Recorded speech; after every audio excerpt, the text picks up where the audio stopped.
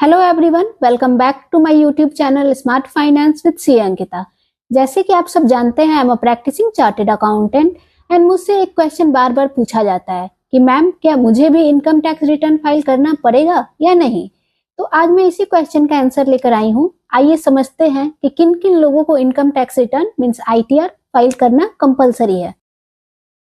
First, अगर आपकी company या पार्टनरशिप फर्म है देन आपको इनकम टैक्स रिटर्न फाइल करना कंपलसरी हो जाता है, चाहे इनकम हो या ना हो। सेकंड, अगर आपकी इनकम 2,50,000 से ज्यादा है एंड आपने ओल्ड टैक्स रिजीम को चूज किया है देन आपको इनकम टैक्स रिटर्न फाइल करना कंपलसरी होता है।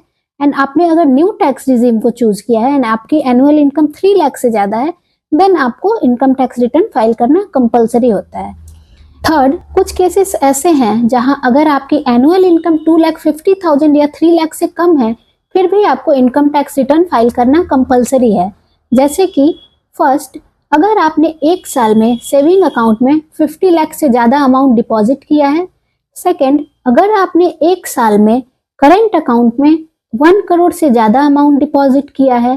थर्ड, अगर आप फॉरेन ट्रेवल के लिए एक साल में 2 लाख से ज्यादा अमाउंट खर्च करते हैं।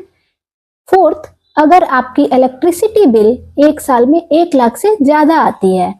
फिफ्थ, अगर आपकी बिजनेस की टर्नओवर 60 लाख से ज्यादा है या फिर अगर आप प्रोफेशन में हैं एंड आपकी प्रोफेशनल टर्नओवर 10 लाख से ज्यादा है देन इन सारे केसेस में आपको इनकम टैक्स रिटर्न फाइल करना कंपलसरी हो जाता है, चाहे इनकम हो या ना हो।